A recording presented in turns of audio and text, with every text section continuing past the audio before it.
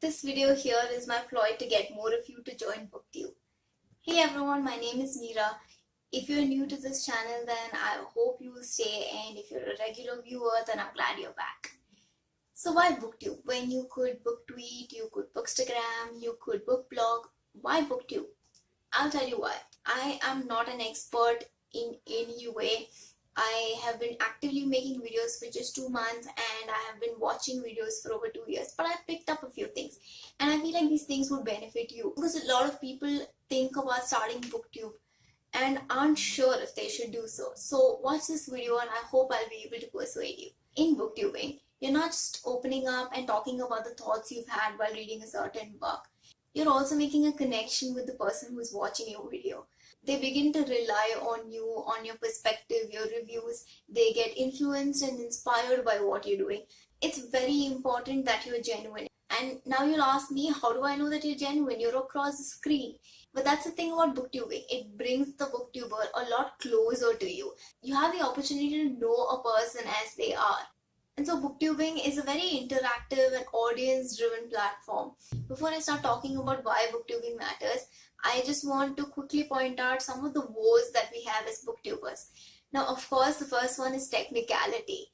So, what should I do about camera? What should I do about audio, about lighting, about editing? There's just so much to contemplate and think about. You don't need the highest and the fanciest equipment when you start out. Just grab a phone and just start recording. It is not going to be perfect the first shot.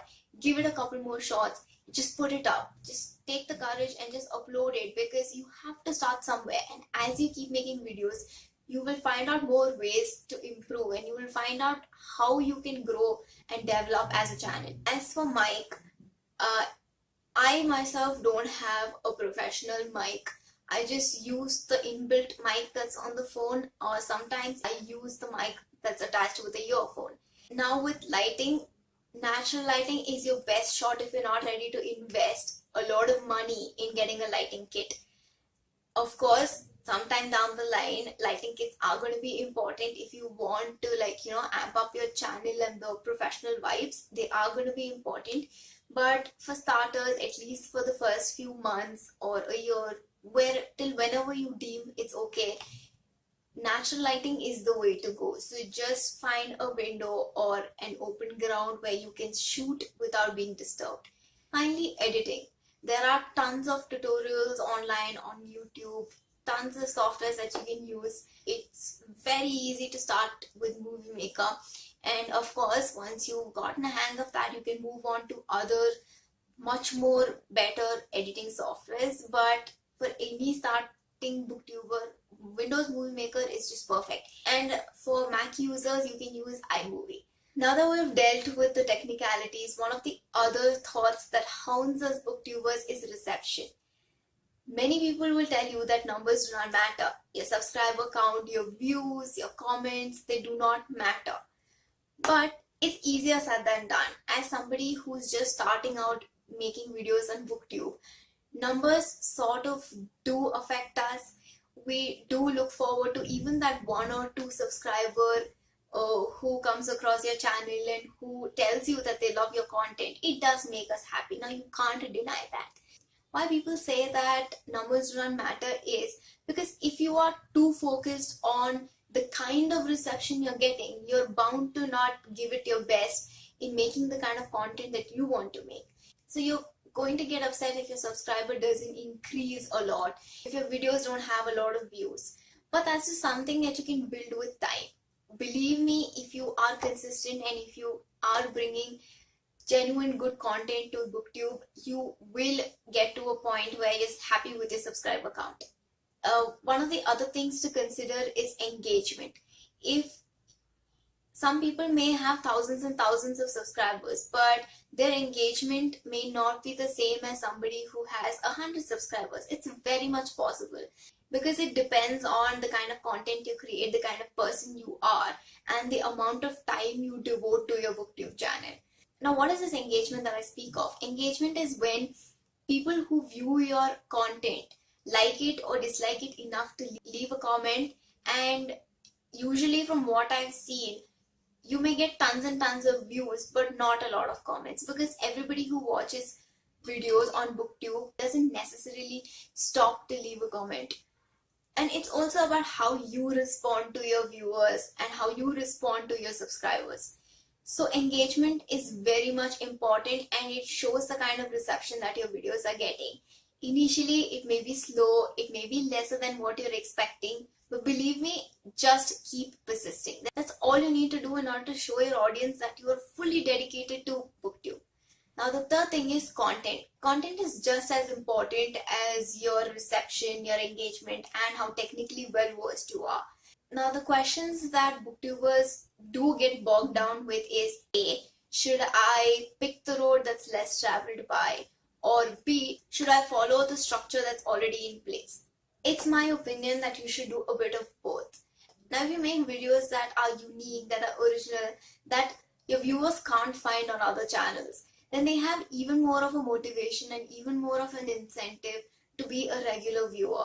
But there's also a reason why videos like TVRs, hauls, and reviews work so well and are so popular on BookTube.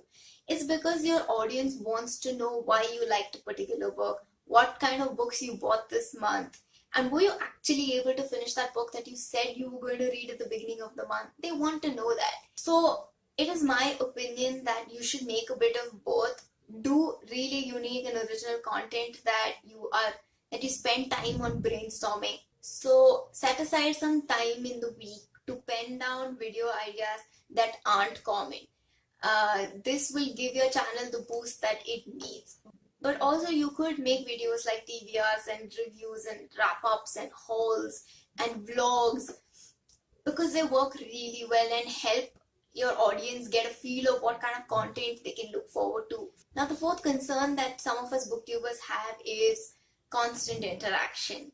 Now, already you're spending so much time surrounded by books. You're buying books, you're reading books, you're reviewing books, you're writing about books, and if you're anything like me, you're possibly taking book photos too. So you spend a lot of time surrounded by books. Put that aside, you have to shoot videos, edit videos. Now, where is the time for this constant interaction? You must be thinking, how do I reply to everybody? Now, this is something that's very subjective from person to person. I do make it a point to reply to everybody's comments because I feel like they have spent their precious time watching my video and putting forth their thoughts about it. So I do reply to their comments. But I also understand that it's totally not possible to reply to each and every comment when you have tons of comments on a video. I don't have many subscribers, so I'm able to reply to a lot of comments. But say somebody who's been on YouTube for years and has accumulated tens and thousands of subscribers, how can they spend time in a day to reply to over 1,000 comments? That is totally not possible.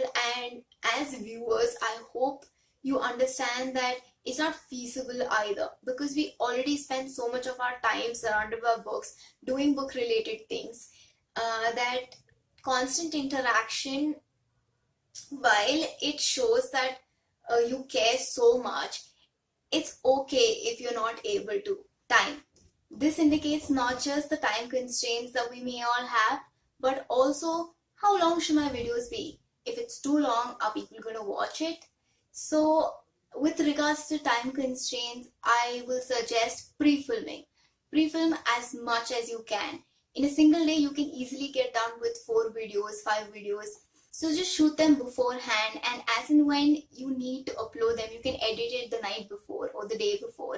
It's not very complicated, but yes, you do need to put in a lot of work, and you do need to go that extra mile to make sure that you have sufficient content to put up in time for the day that you're supposed to upload.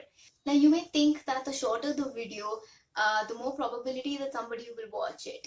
But that's not necessarily true. Yes, people do tend to click on videos that are, say, 8 minutes long than videos that are 45 minutes long. But if what you have to offer is interesting enough, if you market it in such a way that it piques the interest of your viewer, then most certainly that they will watch your video. So say if you're going for a book fair, or if you are going to interview an author, then the longer the video, the more the people will enjoy watching it, because you're giving them something new. You're giving them something that they themselves may not have the opportunity to experience. So don't worry about the length of your videos. Don't forcefully try to shorten them or make them longer than necessary. Just go with the flow and make a video that you yourself would watch if the roles were reversed and you were a viewer. Whether you're a student, whether you're a working professional, I know you won't have the time to make a lot of videos. So even if you're making one video in 2 weeks, or one video in a month, or one video in a week, it's okay, because that's who you are and that's the kind of content you want to create. So even if you're making one video per 2 weeks, just be consistent with that and just make your videos interesting. So it should be fine. Don't feel pressurized to make more videos in a week just because other booktubers are doing that. Because at the end of the day, you're different. You have your own experiences, your own priorities, your own commitments to deal with. So don't get forced into or feel compelled that yes, I have to make 3 videos in this week, otherwise it's going to be hell. It's not. It's going to be fine. So just decide how many videos you can afford to make in a week or in a month, and just stick to that. When you do get the time in the future to make more videos, if you feel like you want to, you can go ahead and do that. So these are some of the goals that we have as booktubers, whether we are technically proficient, to whether our content is good enough, are my videos liked by people, should I even keep doing this, is it okay if I'm not able to watch all videos on BookTube and reply to all comments or comment on everybody's videos. I hope I've been able to ease some of your concerns and lessen your hesitation in starting a BookTube channel. So why does it matter? Now, all of us have opinions about things, right? Some of us want our opinions to be heard, and some of us are satisfied with not making our thoughts public, and that's perfectly fine. But if you're the kind of person who wants to publicize your thoughts, who wants to interact with people, and who wants to know what they think about it, then BookTube, YouTube is the perfect platform for you, because nothing draws people to a particular platform as its potential for visual content. So I feel like platforms like Bookstagram and BookTube draw a lot more people together because they're able to visually consume something. Now, you may not have thought of this, but BookTube is a platform that helps you develop a lot of life skills. So first of all, your language skills. Whether you're a booktuber who's making content in English, in Hindi, in regional languages, your mother tongue, you are going to improve your vocabulary, because you're going to be talking to people, you're going to be reading books, you're going to have discussions. So you're going to learn so much more. As for personality, you're going to be a much more confident person who's able to put your thoughts across to your audience. You're going to be able to improve your communication skills, your reading skills. So yes, BookTube also helps you develop a lot of life skills. This next point is something that's common, that's something surface level that we all acknowledge. BookTube helps you discover new books, make new friends, and also learn about new worlds that you would like to call your home. Something I hope you will come to realize through your BookTube journey is that opinions can be different, and it's okay if they're different. It doesn't mean that the person is attacking you, or it doesn't mean that the person has any ill intentions. It just means that they think in a different way. And as a booktuber, it is one of my aims to show you why I think the way I do, and not to tell you you're wrong. So I hope that as booktubers and as viewers, we can come to a mature agreement that it's okay if perspectives are different. It doesn't make anybody right or wrong. Finally, one of the main reasons why booktubing matters. It is a career for a lot of people. Yes, it's very difficult to make BookTube just your main source of revenue, because BookTube doesn't have as much of an audience as many other niche YouTube communities do. Beauty gurus, fashion bloggers, gamers, even those who are into technology have a lot more reach than booktubers do, because it's a sad fact, but not a lot of people read books. But even within the audience you have, you can make it a career of your own. One of the first ways to do is to monetize your video, and the rules for monetizing videos have changed, but with your hard work, your dedication, I'm sure you will get to a point where you can earn a source of revenue from BookTube videos. Now the second way to make this your career is to collaborate with brands and publishers. So receiving asks, receiving books to review is something that brings a lot of joy to all of us. And when you're able to work with brands who are associated with books or even otherwise, you can make BookTube a career. So to wrap up this really long video, I am just going to tell you that booktubing matters because your opinions matter. And if we're silent about things, we're not getting anywhere as a society. It is important to talk about the kind of content that people are consuming. It is important to point out why something is not acceptable or why something should change. I hope I've been able to persuade you even a little bit as to why you should join BookTube. If you're a reader and if you're thinking about starting a channel, just do it. Let me know in the comments if there are some other concerns of yours that I haven't addressed. But believe me, BookTube is a beautiful community. I'll see you later. Bye.